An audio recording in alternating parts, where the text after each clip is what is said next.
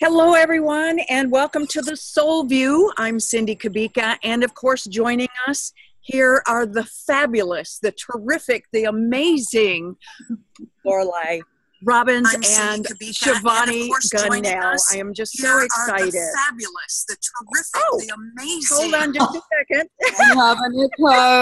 We have to hear it again and again. Thank you. Okay, that was really interesting. Yep. Okay, I forgot to mute that. For those of you who ever do Facebook Live from Zoom, you've got to mute the sound on your computer that comes from Facebook Live, or it comes back to you. I wanted to have that the page out here so that I can see you and so that I can see your questions. So if you are on Zoom, please introduce yourself. If you are on Facebook, please put your comments below, introduce yourself so you can talk amongst each other. And any tips that you come up with today, please put them in there. Any awarenesses that you have, any questions that you have, please go ahead and put them in Zoom, put them in Facebook. You can also, if you are listening to this later and you are on YouTube, go ahead and put your comments below so that we can check them out and so that you can have a dialogue with with each other here. So I'm just thrilled that you are here today because I can't think of a more important topic than the one that we are going to have today. You know, Earth Day was this last weekend. That's the reason that we are outside, right, ladies? We are all, yeah, well, at least two of us are outside, and Lorelai, she looks like she's outside. I brought the outside in. I love it. And I just want to say, what is the soul view here? And Ferris and I were talking about this. The soul view is that we are charged with this beautiful earth as we are having this physical experience. So that is what this soul view is all about. We're going to be talking about that today and ways that we can take care of Gaia. And then we're going to have a process a little bit later. We're going to take the Ho'oponopono prayer and EFT, and we're going to send a blessing and healing to Mother Earth. So we'll do that a little bit later. But I'm excited about this topic. And before we get into this more, I want to, we've got, of course, Q&Q. The questions and quotes. We're going to get to those in a moment. And we want to start off, as always, with our astrological weather. So, Lorelai? Oh, the state of the universe, as we call it.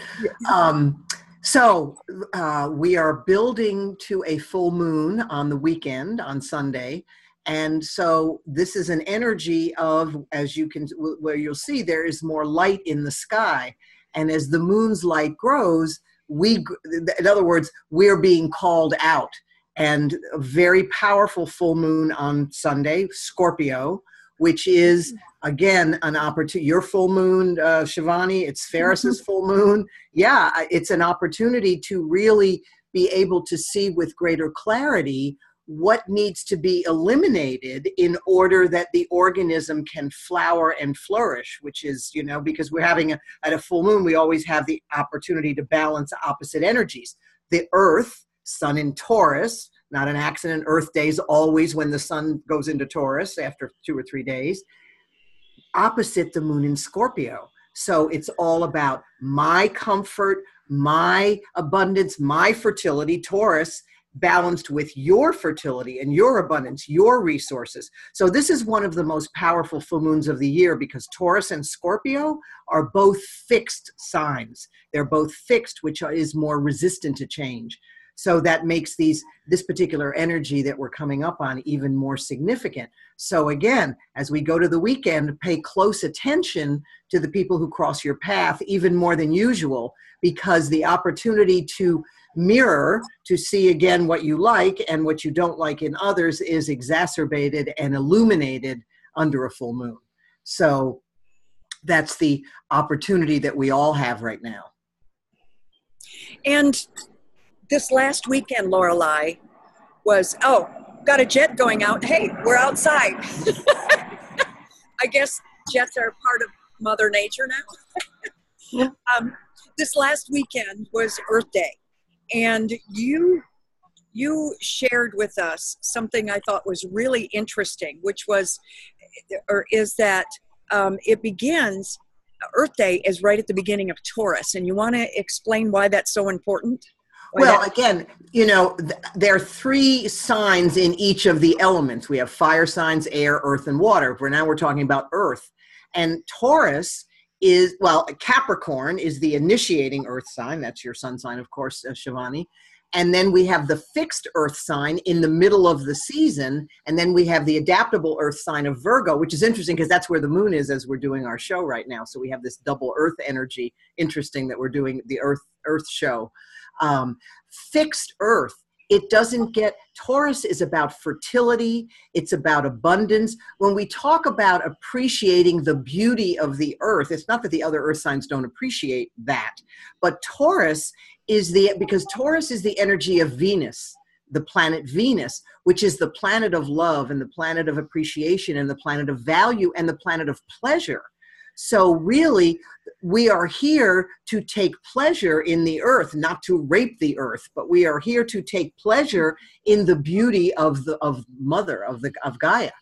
So again, it's always, you know, just you'd think it's a little thing. Wow, Earth Day is always 2 or 3 days after the sun goes into the fixed earth sign of Taurus. Well, that's not an accident. Whoever set that up, you know. So here's an opportunity for all of us to embrace earth energies within, whether we're wired with earth or not. Some people, you know, they lack an element. So people that have no earth in their chart could be particularly attracted to the earth because, again, the organism or the soul is wanting balance in this lifetime. Beautiful. And you know, I never thought of that. I never thought of it being Taurus. I never thought of it being an earth sign. I just, until you brought it up, I never, you know, equated the two. So obviously we had somebody that was familiar with astrology when they set this up. And yeah, totally. Timing. Absolutely timing. And timing is everything. I love it. And this is the perfect time to plant too. And we'll get into all that conversation in just a moment. Before we do though, I want to bring on Shivani. And Shivani, we have some questions and quotes from our listeners. And why don't you go ahead and start off with quotes? Yep, sure. So this is from Alex Wu Vasquez. I just love these conversations.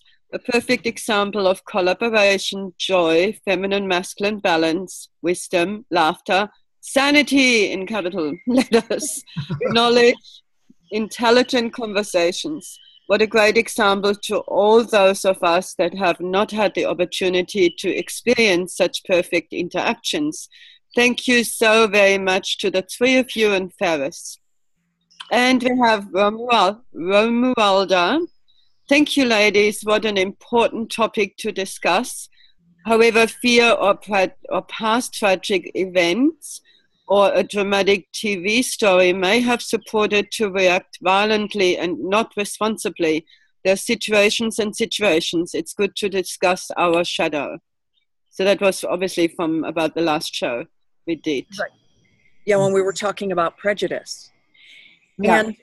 And the question that we had come in, or questions that we had come in, was about prejudice. And I want to go ahead and read this. Let me find it here. This is from Lynn. And thank you, Lynn. Thank you for asking these very important questions like this. I love these kind of questions. She says, my understanding of prejudice is when we have one piece of information, like being a blonde, being black, being gay, being poor, undereducated, etc., then we assume a lot about an individual based on that one piece of information.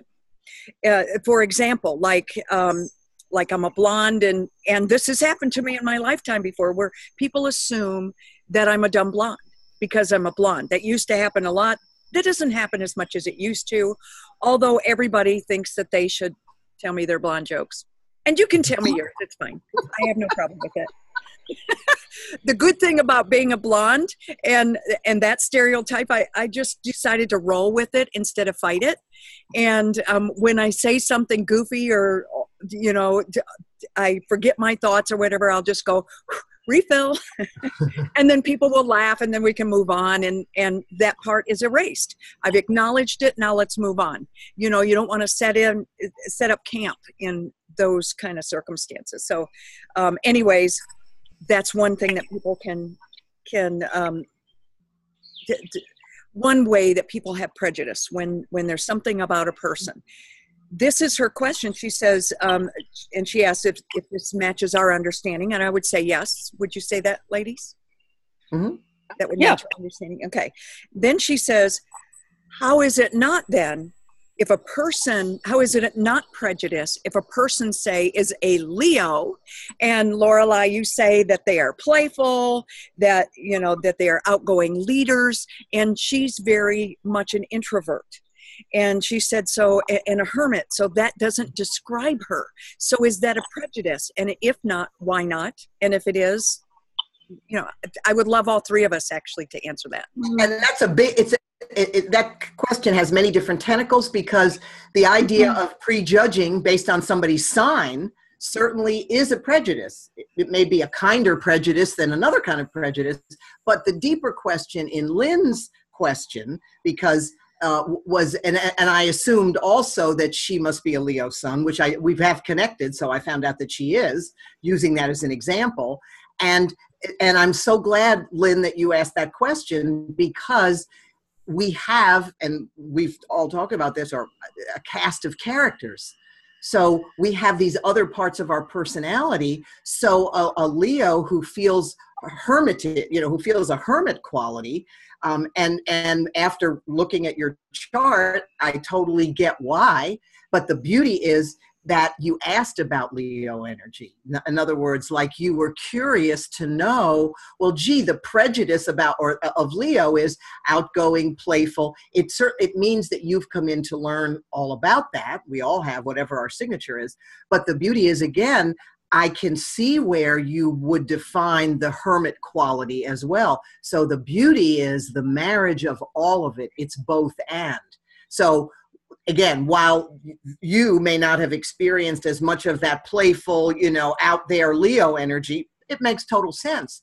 But the beauty is that's why there's you know, it's a continuum of energy, and you look at all of it. So I'm so glad you asked that, because there are many people that they might look at their sun sign and go, but why, if I'm supposed to be a Sagittarius and I'm supposed to be adventuresome and outgoing, why am I so private? Well, that's probably a Sag who's got some Scorpio energy. Mm-hmm. So again, I am so thrilled that she asked that question, ladies, because, you know, since most people don't know their other characters, they lump everything they know about someone under the sun sign. So here she has all this Virgo energy and a lot of Virgo energy. And yet what's Leo about? Leo is about fun and play and joy. Well, that's not what Virgo's mission is. Virgo is to be in service. So again, but the prejudice of it is absolutely true. It's all labels. Whatever labels we want to use, astrological labels are just much, much kinder. They're humorous, and they help us have the compassion to understand ourselves and others better. You know, I don't think of it as a prejudice. I think of it as an identifier. Like, do you know where the lady with the black hair went to? You know, we used to use that with my mom. My mom was a natural blonde that dyed her hair black. We call her the original goth lady. No, she wasn't goth. She was very Elizabeth Taylor-ish. But she loved that look with the dark hair. And when we'd lose her, we'd say, have you seen a lady with tall, dark hair? And they would go, oh yeah, she went this way. And to me, it's an identifier, just like and I've had this question before, ladies, when I teach type and temperament. So people say, okay, you say I'm a lion, a lamb, a peacock, and an owl. It's only a way, it's a divine way to me to get to know you and identify something about you, perhaps, that is something that I can gain an understanding of how to interact with you in a more enlightened way. And, I just saw your camera go out a little bit there. I know, that's what I thought. That's what happens when you're outside working with the sun. Yeah, it's changing. So for me, when I hear that, the fact, Lynn, that you spoke up, you wrote us, you took a leadership role, and you wrote us and asked us this question, that's your Leo. That's your Leo taking, you can be an introvert and still stand up for who you are and take that leadership role. And I thought it was terrific. So for me, it's just an identifier. And that's it really, yeah. Negative. Again, yeah. I don't see it. Well, What about you, Shivani? I would like to take it even deeper, because I think we all are born, and then the journey is to really fulfill our biggest potential, right? And for me, that is really aligning our personality to your soul. Absolutely. And I'm playing devil's advocate here, and I don't know, but for example, being shy might be a childhood experience where it was not okay for you to be who you are. Yeah. And I also see when I do the Akashic record readings, for example, there's one divine gift that is divine power. And quite often people have to experience or choose to experience the opposite. They have a lot of victim stories till they eventually go, you know what, I need to work on that. And then they realize what a powerful leader they are. I think it's a journey. And I think sometimes we don't know who we are at soul level. And the astrology would point us towards it. Yeah, so maybe that is an invitation to integrate the Leo a bit more. Well, and it's interesting she would ask the question now. Sorry. Yeah, no, you go. I'm trying to figure out this camera on my son. Well, what I was going to say, I mean, it's interesting that she would ask that. It wasn't just like, oh, well, if you're a Leo and you don't relate to, because we all have this opportunity now to step into this Leo energy with the North Node there. So I just think just bringing that forth, it tickled me to be able to then see in the chart, just when I looked at it briefly, well, no wonder she's felt this way, you know, but it's both and versus either or where we tend to go, you know, I'm either this way or I'm that way, as opposed to I can be this and I can be that. And sometimes they can be polar opposites. So, yeah. So I like what you said about identifier. And a launch pad. Yeah. Because this gives us, I believe that each one of us are given core gifts that we can develop in different directions because there's free will. We're all given certain gifts. I was given the gift of communication, although it took me into my teens to even know that, to learn how to speak my truth. And that was my shyness getting me in trouble, where I had to learn to speak out. But I was also given the ability to sing. And I do have a really good voice, but I chose not to use that in this lifetime. It was an option for me, but in this lifetime, while I sing just for the fun of it, I didn't want to do it for a living. I wanted to embrace the communicator, the Pisces, that's the communicator, the spiritual side of who I am. I don't have to use all of those gifts, but I can choose. So for me also, Lorelai and Shivani, it's a launch pad for us, just a foundation for each of us to begin our journey, and where we take it is up to us. Yes, totally. Totally. And sometimes your gift is like, depending on your upbringing, I mean, that's been my experience. For example, I grew up with a dad who came home and I was excited to see him, and he would say, look, leave me alone, don't speak with me. Mm-hmm. And my gift also is communication, but I shut this down to an extent where it was, you know, I would tremble speaking in front of two people. Yeah, so it takes time and work on yourself to actually rediscover who you really are. Mm-hmm. Don't you think?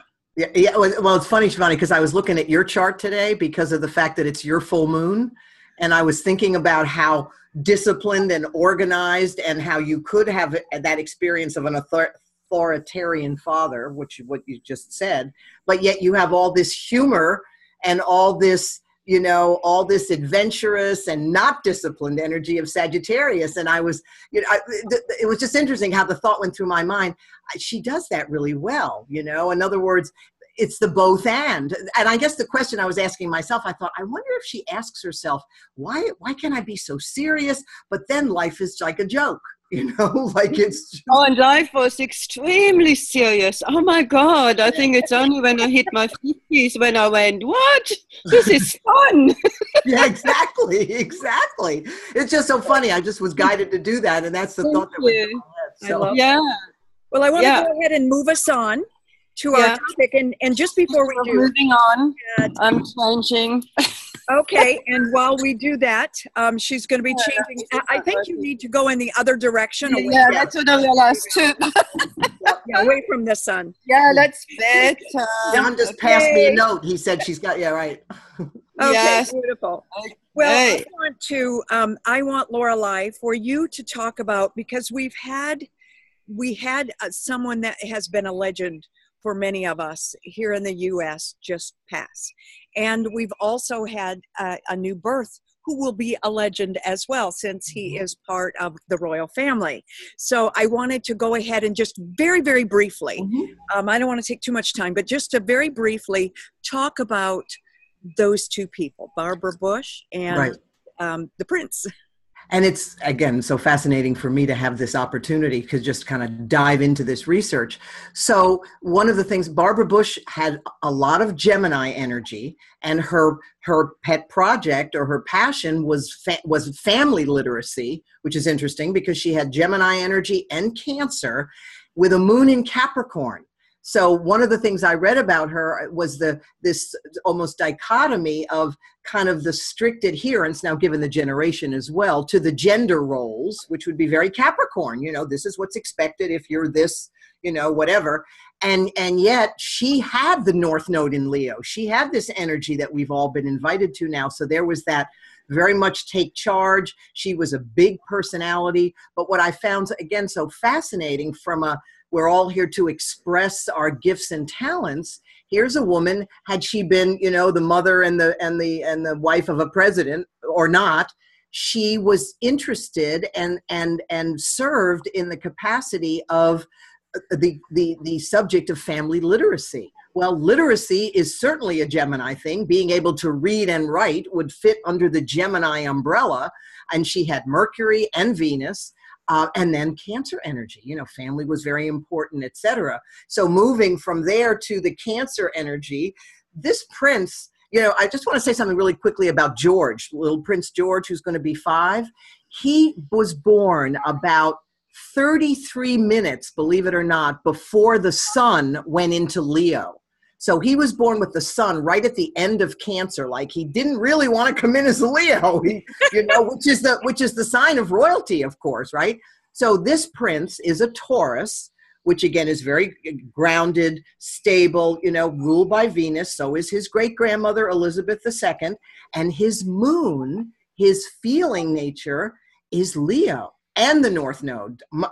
And again, Queen Elizabeth, also moon in Leo. So he's Cancer rising. So I would imagine we're going to see a very charming prince, literally Prince Charming, because he's a Taurus, which is feminine energy, but yet playful energy of Leo. So, and this is the other thing that's so fascinating. He's born, because he's right at the beginning of Taurus, he's born with the planet of rebellion.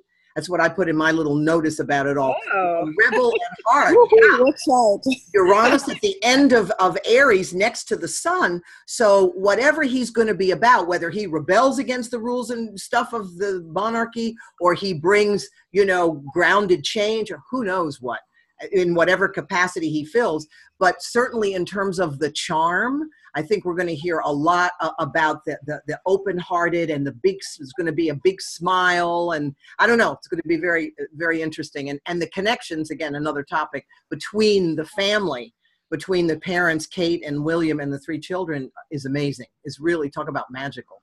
Talk about, I mean, everything's made in heaven, every single relationship, but, you know, to witness this as an example of loving family, you know, doesn't get too much better.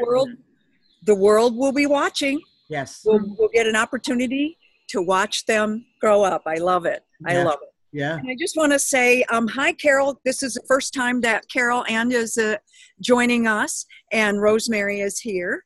And if you are joining us, please go ahead and put your name in, and also on Facebook. We're going to be reading those in just a little bit here.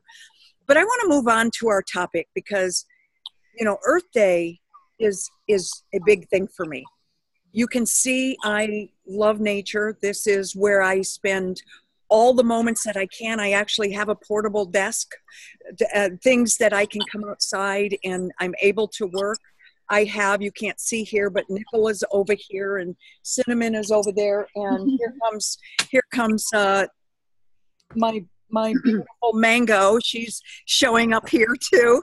And my kitties are out here with me. I have my herbs. This is part of my herb plants right over here. I have a tomato plant back here. I have plants all over the place. This is such a wonderful place for me to create. And I have a little creek that you might be able to hear here that's just beside me. And so, you know, everything that I do in my life is, I have to have water around, and that's probably something to do with me being Pisces. I love to have water. Water helps my creativity. Nature helps my creativity. And I spend a lot of time out running in nature, which I love, riding my motorcycle, which I love because I'm in nature. So it's a big deal. And this topic is a big deal for all of us because without it, where would we be? But we do have to care for Mother Earth. Now this year, this was, this year, excuse me, was actually the 48th year of Earth Day, or 48th anniversary, 48th year of Earth Day. And the big topic this year was all about plastics because they're filling up our landfills. They're found, there was a beached whale in, I can't remember what country it was now, but they opened up the stomach and it was just filled with plastic bottles. Straws. That's reason a lot of countries now in Australia, right? It's been fantastic. So we don't have plastic straws anymore. It's legal now. Nobody can sell plastic straws. We officially, I think the law comes in 1st of June. No supermarket will sell plastic bags. So, and I've already, you know, I go to the local market or I grow my own food. I already have a little trolley. So I already took it upon me to reduce plastic bags, but I still used it. And I must say, I'm really happy. I mean, you have to pay for it, right? So it's not, you just don't get plastic bags anymore as part of the service. And I love it. And I use the reusable bags anyway. You know, I always take those shopping with me. And of course, most of my groceries come from the farmer's market. I would say 90%, depending on the time of year. And then the other part comes from Whole Foods or another, you know, place like that. Yeah. What about you, Lorelai? I'm listening to this in terms of, you know, just the whole seeing where recycling could be. I mean, again, we recycle, of course, but where, you know, there's so much, when I see garbage with plastic bottles in it, you know, out somewhere, I just cringe, you know, because, I mean, can you imagine, what if we eliminated plastic straws? You know, what if like all of a sudden, you know, you just had to like drink it some other way, you know, like some perforation in the cup or something. That's happening. I was going to say just something like that, you know, would I mean, one action across the board would make such a difference. Mm-hmm. Absolutely. And I know that, you know, we talk about the earth, but we're already in climate change, and I think we could do more. Yeah, I think in some ways, I mean, I'm speaking about myself here, I can become complacent. And then when I see, for example, a documentary like 2 nights ago, how Cape Town is literally running out of water. it gives me a jolt again. And I'm going, okay, so what can I do? This is real. If I want to live on this earth, I need to be in partnership. Yeah. And I love what you just said, in partnership. That is what, we are all here. We're having this physical experience. We are spiritual beings, but while we are here, we are charged with this earth. And if we each, caring for this beautiful earth of ours, to Gaia, but if we each do our part, however small it is, even if it's inconsistent, but sometimes you use the recycling, sometimes you do that, then you are contributing. So I don't want anybody to beat themselves up. You just do better and better and better each time. It gets easier. And what started my whole journey, ladies, is my granddaughter, Sarah. It was a project in her high school. And that really started my awareness of recycling. And now she's kind of lax on it, but I kind of took the ball and ran with it. But she introduced me to the whole concept of what that really means and reducing your footprint. What does footprint mean? Well, yeah. Yeah, that means our own personal usage and being able to recycle whatever that is, if it's a plastic or whatever. There's a lot of things that you can recycle, paper. Well, for me, footprint is also, for example, I'm quite intentionally trying to go with the seasons. Yeah, so for us in Australia, say end of December, January, mango time. Why would I want to have oranges that I buy that are not grown, in the area that I'm in? So it's also footprint. How far does the food come from that you're eating? Yeah, I agree. I want Shivani for you to tell everybody about your goal of being self-sustaining. And this dream, I've watched this unfold ever since you said it. I've watched it unfold, and you are now really receiving that from, I just think it's so beautiful. So why don't you go ahead and share that? Oh, thank you. So look, I am the lucky one. No, we can all create our own reality. So I've chosen to be in the north of Australia, which means I'm totally tropical, but I'm on top of a mountain. So I'm in what they call the wet tropics, and we have amazing soil. So I bought a house 6 months ago, and I have a 1/4 acre block, and it came already with rainwater tanks. So I don't have town water, which I really, really like. Yeah, I like the freedom of having my own water. I also have fruit trees that have been established. So at the moment, it's so cool. Got bananas coming out of my ears. I've just spent time yesterday to cut them up and dry them. I have a grapefruit tree that is laden. I have a laden mandarin tree, papaya.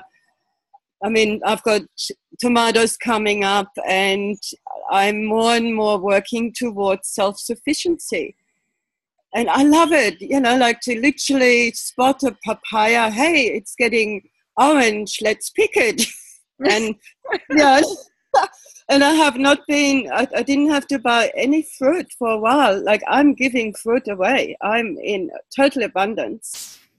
And now I'm looking at getting solar. Yeah, so, but that's that is just my love to be self-sufficient. I love the whole idea of growing my own veggies and having my own water and being off the grid and having the freedom. And it does give you a certain amount of freedom. And it connects me to the earth. Like, since that happened, and I spent like 7 hours with 2 other people to basically clear my garden. It was too dense. I have a different connection. Like, I walk around my garden every day, probably twice a day, looking, mind you,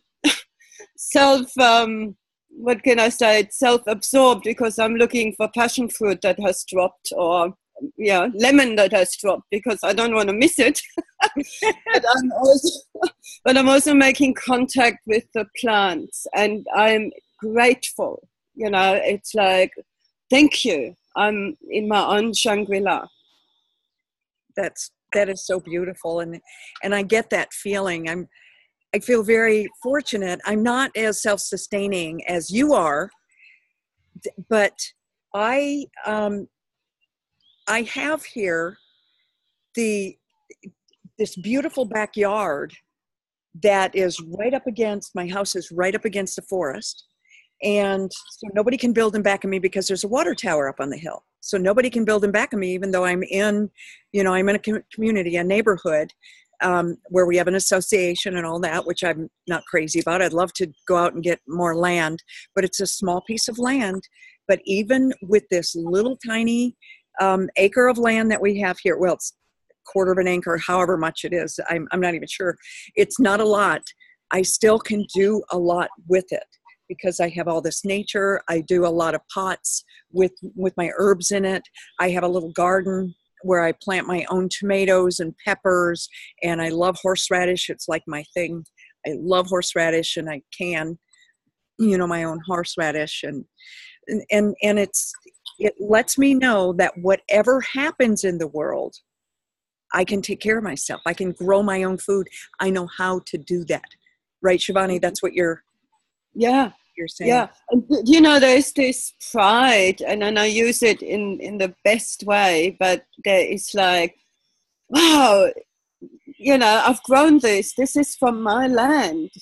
And, and I'm giving it away too. At the moment I have so much surplus, and it's such I don't know, I'm just so grateful.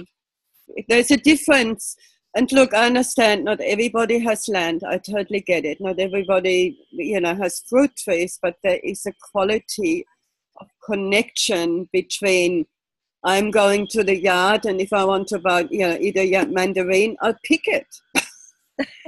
Smoothies, I don't have to go. Fresh smoothies. I know. Or having an eye on my next bananas that are coming up, and each time I bless the banana tree. And thank you for being so prolific. I love it. And being able to, if you're in an apartment, you can do this. You can plant your own herbs in just a pot. And every time I cook, I just come out here and I cut off what I need. So it still has all of the nutrients in it. It is so fresh.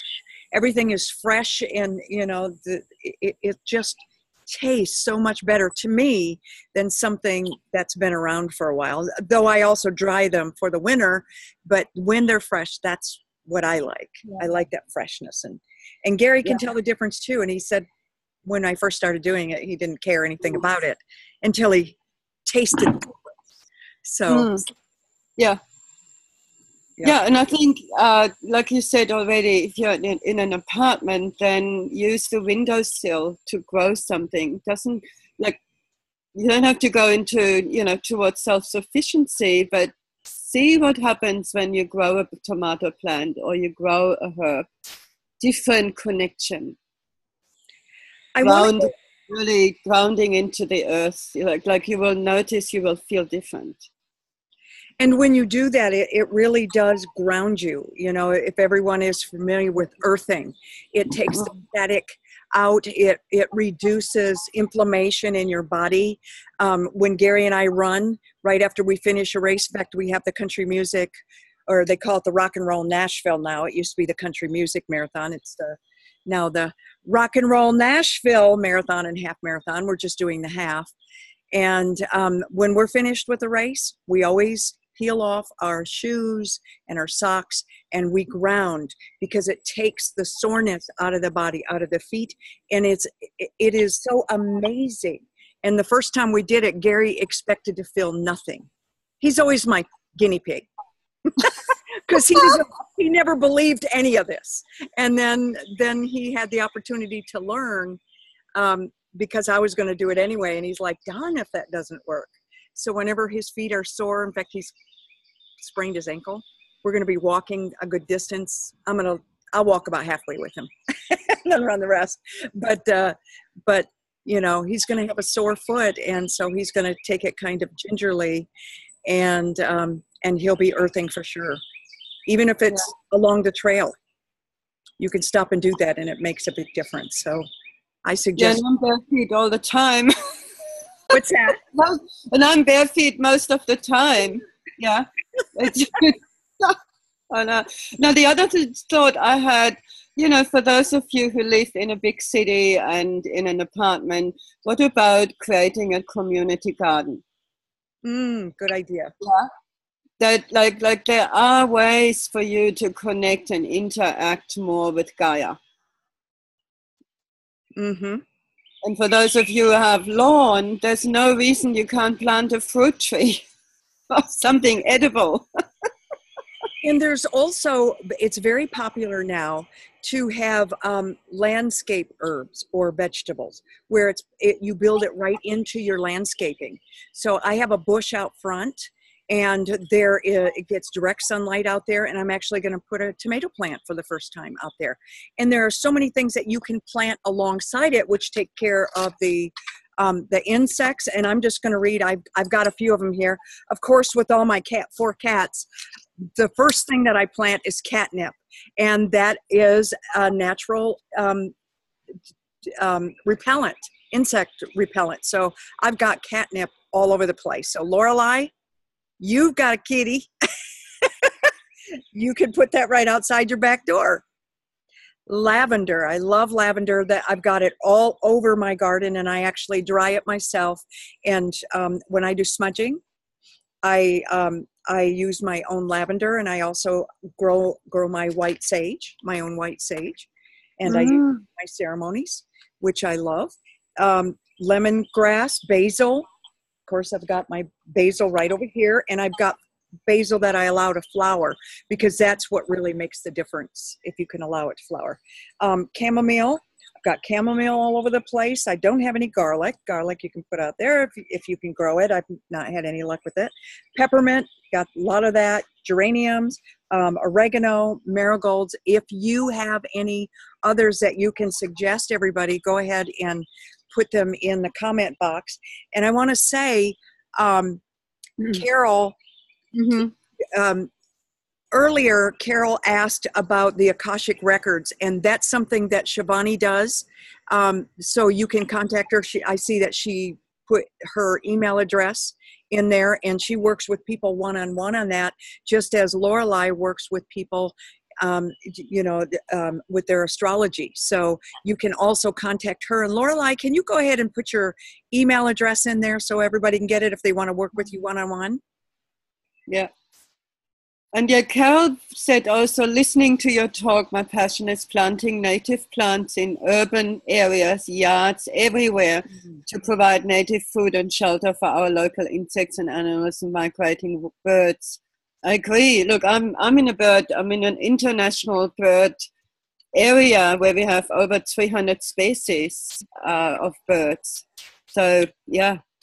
It's vital that we support all ecosystems and life forms right where we live, whether we have a fraction of space or loads of space. It's called bringing nature home. I love that. Oh, I love that. Yeah. I love that. Yeah. Another thing that you did that I thought was really interesting is you got a worm farm. Oh, that's right. Yeah.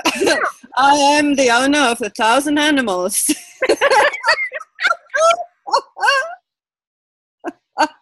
Oh, we can't hear you, Lorelai. Yeah.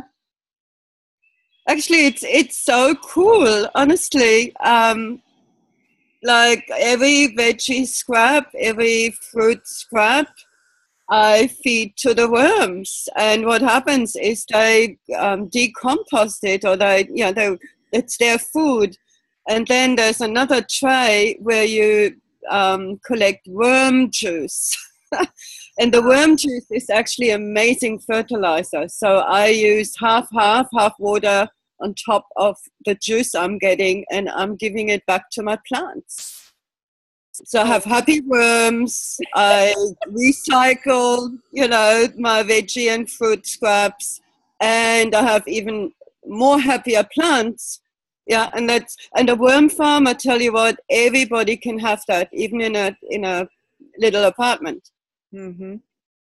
Yeah, and it's not expensive. It really is not. Like, I think I paid Mind you, I got it secondhand, but I paid something like $70 Australian dollars, so 50 US. And they're not expensive new. That's something I've never ventured into. So that's something you can do right in your own backyard. And you mentioned compost, because I do my own composting too.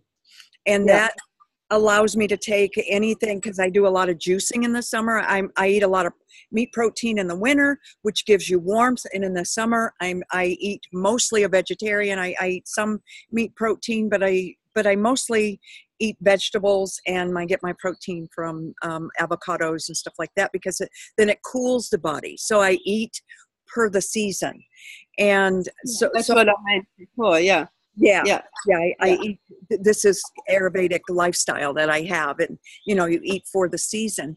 So I like to take anything, being I'm juicing, and go ahead and put it in the compost, and then I can fertilize all my beautiful plants. Yeah. Yep. Yeah. Absolutely. Yeah. I've just started mine now. I just raked up a bunch of pine cones and pine cone needles and put it in there, and I'm just starting it up now. So, other ideas? Lorelai, is your mic working now? We're not hearing you.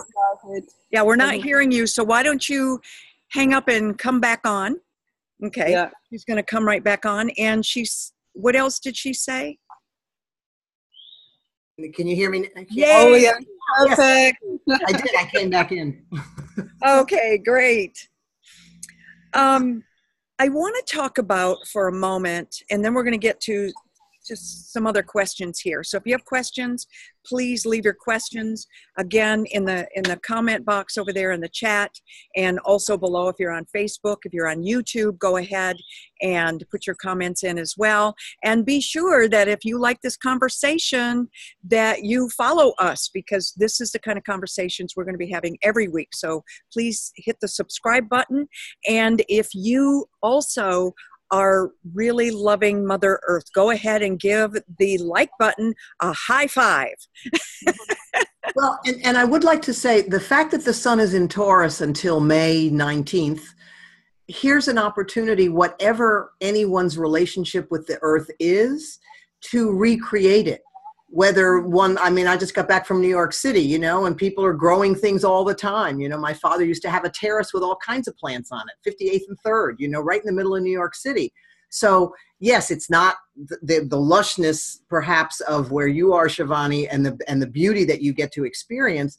But again, we can each create the relationship with and to the earth in our own way. And with the sun in Taurus now in this earth sign, here's an opportunity for the current consciousness of everyone to have that focus if one chooses to. I love that. Okay. Other comments? Let's see. I am looking over here to see if we have comments. Yes, we do. Richard's on. Hi, Cindy, Shivani, Lorelai, and Ferris. Speaking of recycling, I do it a lot. I had some jars soaking in a bucket of water to loosen up the labels. I took them out, then poured the water on some plants outside. See, that's using everything. Mm-hmm. I love that. That's beautiful. Yeah, another thing is, so when I saw this documentary about water, and remember Cape Town, this is a real challenge. They are supposed to literally 1 million, I don't know how many million Cape Town has, I think 3. They are looking at, they need to leave their city because they can't sustain their inhabitants with water. Yeah. And they actually said in the documentary, let us be the way shower and wake up, because they also said, they interviewed middle class people, and they said, well, we thought it just came out of the tap. We weren't conscious.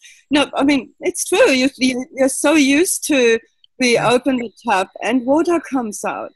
Mm-hmm. And they had no idea really. They had to conserve the water. And then, of course, the government made some wrong decisions, and suddenly they're in 2 weeks' time, the whole city will run out of water. And do not believe that it can't happen to us. Yeah. Yeah, wherever you are on the planet. There'll be water, like there are other areas already where there's literally a water war. Yeah, and water is such a precious commodity. And then I was musing, and for example, even if you think you have abundance of water, which I actually have, for example, I don't flush every time, especially if I pee. There's no reason. Yeah, that saves water. Mm-hmm. When I brush my teeth, I don't have the tap running while I'm brushing. There's no need for it. That's something that I became really conscious of, that it's just a habit of leaving it running. And I had no idea how much water I was wasting, or when I'm doing washing the dishes and I'm leaving the water run so that I can rinse them as I go. Well, now I become more conscious of washing all the dishes and then rinsing them afterwards, all at one time. So I'm not just letting the water run. They say, have one big washing load rather than little ones, wash once a week or twice a week, and then it's a really big load. Again, that saves water. I mean, I think the operative word that we've used a number of times here is conscious, you know. So like when being conscious of, you go to brush your teeth and you turn the water off until you're ready to rinse, that every little bit of that contributes to the appreciation and the valuing of the earth. Yeah, and I mean, picture that extreme now. They showed on, it was really well documented documentary on Cape Town. So you want to go to the hairdresser, and they were innovating. Like every client had to bring their 3-liter container of water to the hairdresser so their hair could get washed. Wow. We also have drought in Australia, and sometimes we literally have the water police coming to enforce, no, you can't water the garden on this day. And the same in Cape Town now, they had water police checking. You can't, car, what do you call it? Like when you wash your car, they could not just use the town water for that. Mm-hmm. And what I'm really trying to bring home, I'm not trying to fearmonger, but I think when we can be responsible, or even we are not at that point of crisis, we do help the planet because we're all interconnected. Right. And remember, we are we are one with the planet. We aren't separate from the planet. Everything is one. And in thinking of that, what you do to Mother Earth is going to affect you. Yeah. And, just like what you do to yourself affects the whole. So I think that being conscious is the first key. And again, if you're not doing this, start a little at a time. Don't beat yourself up. Do what you can and introduce these concepts to yourself very, very slowly. Couple things I want to do, and then I want to get to our meditation that we're doing, the prayer and tapping that Lorelai is going to be leading us through in just a moment. I wanted to talk a little bit about if you want to attract birds. I love birds. I have 2 dueling birds. Every year they come back and they talk to each other, and you can hear them talking and answering each other, and that just thrills me. So if you love birds, and I love hummingbirds, irises attract them, lily of the Nile, desert willow, daylilies, firebush, which I have, geraniums, we talked about that before, hibiscus, of course, hummingbird bush as well, yuccas. There's a lot of other ones too here. And for butterflies, let's see here. Phlox is one that I've got as well. And let's see here. I think the hibiscus, asters. Let's see. It cut off some of the words here as I printed this out. So Veronica, So there's a lot of things out there to attract butterflies. So I just wanted to go ahead and give you a few ideas. If you love butterflies, I love nature all around me. And here comes a cat. See, this is their hangout. Birds and butterflies. I got my dog too. It's still important to select native selection. Native selections. That is very true. So look in your area, do a little research. It's not hard to find, to see what you can plant in your area and what they attract. I love it. Yeah, and you could even have a little bath or seeds for the birds that will attract them. I have one, but I feel like I've put out a smorgasbord for my kitties. I do have cats. And so I have to be careful. Oh, that's right. There might be a conflict. What's that? There might be a conflict of interest. Not according to them. They're fine with it, but yeah, let's take the bird's side. Yeah. Let's go ahead and take this opportunity, Lorelai and everyone, to just take a moment and just center yourself on your breath. And Lorelai, you want to guide us through that? Yes, I think it's important. What we're basically going to be doing is allowing ourselves to clean and clear and cleanse ourselves and the earth, and to use the 4 statements in the Ho'oponopono prayer to basically say we are sorry to ourselves and to the earth and to the divinity within and without for anything that we have in any way we have used or misused the earth's energies. So I think since we're all one and what happens inside also happens outside, I think using, again, Ho'oponopono for this opportunity to clean, because that's really what this is all about. It's to clean so that new inspiration can come in, and in this sense, new energy on the earth can come in. Mm-hmm. So really,